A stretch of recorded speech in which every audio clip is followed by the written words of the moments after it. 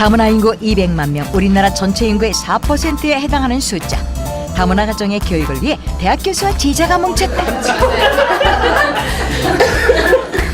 밝고 좋으신 분이시라서 공부도 잘 가르쳐 주시고 친절하시고 너무 감사해요. 이런 학교에 있다는 게 참 저희한테는 참 행운인 것 같아요.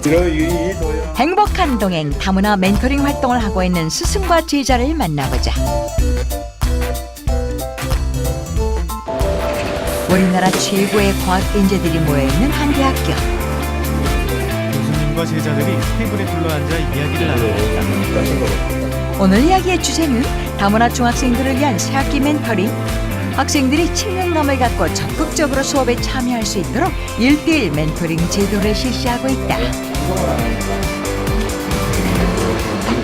자기 뭐 형, 삼촌 이런 역할을 하는 사람이 부족한 것 같아요. 그래서 우리 학생들이 그런 역할을 하는데 그냥 멘토만 하면 만나게 하는 것도 쉽지 않고 그래서 결국은 이제 강의의 조교로 같이 일을 하면서 또 경우에 따라서는 강사로 온라인 강의도 하면서 그런 그 관계를 통해서 멘토링을 시작하고 이렇게 학생들이 직접 짠 강의 계획서를 검토하는 교수님. 중에서 뭐 한 한두 개 정도 그 난이도인데 3개짜리를 숙제를 괜찮습니까? 내준다고 풀 수 있어요. 둘이 한 팀이 돼서 네 맞는 거지? 2학년 수임하거든요. 저희 동아리 이름은 SEED라고 해서 SEED Social Education for Embracing Diversity라고 해서 약간 좀 다양성을 표현할 수 있는 사회교육이라는 의미로 처음에 만들었던 동아리예요. 근데 이 동아리가 만들어진 계기 자체는 교수님이 이제 다문화 학생들을 가르치시다가 학부생들이 좀 참여를 하면 어떨까 싶어서 그리고 또 인력이 또 부족하다 보니까 그때부터 학부생들과 컨택을 해서 제가 그때 처음으로 일을 같이 하게 되었고 그 이후에 이제 점점 더 일이 많아지면서 학부생들이 더 참여하게 되고 그렇게 해서 이제 동아리 형태로 좀 만들어진 상황입니다. 교육의 사각지대에 놓여있는 다문화 가정 아이들을 위해 봉사단 동아리를 꾸린 교수님과 제자들. 다문화 어머니들이 자녀를 직접 교육하도록 돕는 엄마 학교와 다문화 청소년의 대학 진학을 위한 교육, 또 다양한 행사를 통해 다문화 가정의 사회 안착을 돕고 있다. 이거를 하게 되면서 주변 같이 가르치는 학생들 얘기를 들어보면 실제로 다문화 학생들이 어떤 부분에서 좀 우리랑 다르게 느낄 수는 있지만 실제로 우리가 생각하는 만큼 그렇게 막 공부하는 능력이 막 모자라거나 그런 것도 아니기 때문에 좀 그런 부분에서 전에 생각하고 있던 많은 잘못된 편견들도 바뀐 것 같아요. 다문화 가정을 위한 봉사단을 시작한 지 햇수로 4년. 시행착오를 거듭하며 다문화 가정에 알맞은 커리큘럼도 만들었지만 아직도 더 효과적인 교육법을 위해 고민을 거듭한다는 최병규 교수. 그래서 어떻게 거기서 문제를 뽑아서 어떻게 강의를 구성하고 어떻게 또 아이들을 훈련시키고 이런 고민을 하고 있습니다. 중학교 수학교재 여러 권을 훑어보며 오늘도 교육열을 불태운다. 그런데 굳이 최병규 교수 혼자만의 봉사가 아니라 대학생들까지 참여하게 된 계기는 무엇일까? 그냥 다문화 가정 아이들을 교육시키고 돕겠다는 단체가 많습니다. 근데 정작 그 아이들한테 접근해서 이렇게 교육을 시킬 수 있는 방법이 전혀 없어요. 중고등학교 교육을 시키기 위해서는 온라인으로 많은 콘텐츠를 이렇게 보급하고 개발해야 되지만 또 오프라인에서도 소집 교육도 해야 되고 특히 또 아이들하고 멘토링도 해야 되기 때문에 결국 교수나 이런 어른만이 할 수 있는 게 아니라 대학생들의 참여가 필수적입니다. 그래서 그렇게 시작된 대학생과 다문화 청소년의 1:1 멘토링 수업. 요거 10번이요, 10번. 10번? 진균 10번 풀었어? A랑 C를 비교해보자. 우리 평행일까? 아니요. 아니지. 그치. 80에서 X에다 0 넣으면 이거 63도도 뺀 거고. 2학년 3학년 1학기 거는 일단 그러면? 평일이나 학교 다니는 그럴 때는 크기. 2주에 한 번 토요일마다 만나고 그거는 방학 때는 화요일 금요일 이렇게 만날 거예요. 공부를 잘하거나 노력해서 성적이 오르거나 하면 그러면 뭐 보상이 있으니까 더 열심히 하게 되는 것 같아요. 형 누나의 특급과의 덕분일까? 성적에도 좋은 변화가 나타났다. 1차 방정식이고 이제 1학년 때 배우는 게 1차 방정식이야. 3x 플러스 3은 0 곱하기로 그래 그거야.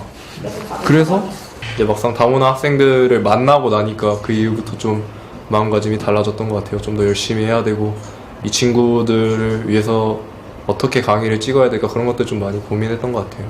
여러 가지 용어 선택이든지 그 강의의 진행 속도라든지 신경 쓸 부분이 조금 있었는데 이제 그런 것들 하나하나 신경 쓰면서 좀 더 그 학생들 입장에서 생각해보고 좀 더 그들한테 어떻게 좀 더 친근하게 다가갈 수 있을지 그런 것들 생각해보니까 저도 노력하게 되고 이제 그런 노력의 성취물로 학생들이 더 발전하게 되는 모습을 보면서 굉장히 뿌듯하고 네, 의미 있는 것 같습니다. 혼밥 혼술이 대세라지만 공부는 함께 나눌수록 더 재밌다는 학생들. 어떤 식으로 해야 좀 잘 가르칠 수 있을까? 어디를 강조해야 돼? 그 애들이 저번에 보니까 그 막 변수가 뭔지를 제대로 모르더라고. 그 변수 정의부터 설명하고 방정식에 대해서 설명하는 게 나을 것 같아. 그 푸는 거에 대해서는 좀 더 덧붙일 거 없을까? 그 연립 2차 방정식 푸는 거. 방학이니까 학기 중에 학생들이 들으려면 지금 미리 찍어놔야 되기 때문에 자주 나와서 찍고 있습니다.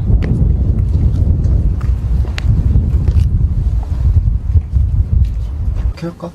온라인 강의 속 교사로 변신할 시간.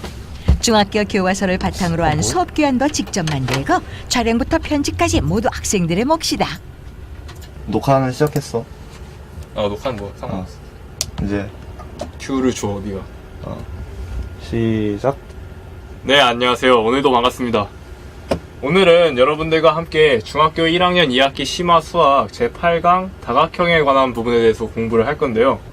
그와 관련된 유형인 거를 딱 보고 일단 다각형의 내각의 유명 크기의 강사 합, 뺨치는 일단 실력이다. 알아야 그렇기 귀에 때문에 썩썩 저희가 들어오는 일단 이 언변으로 그림에서 강의를 보듯이 이끌어가는 우리가 알수 있는 조준모 학생. 우린 식을 다시 쓰면 2x 플러스 2 동그라미는 160이라는 것을 알 수 있습니다.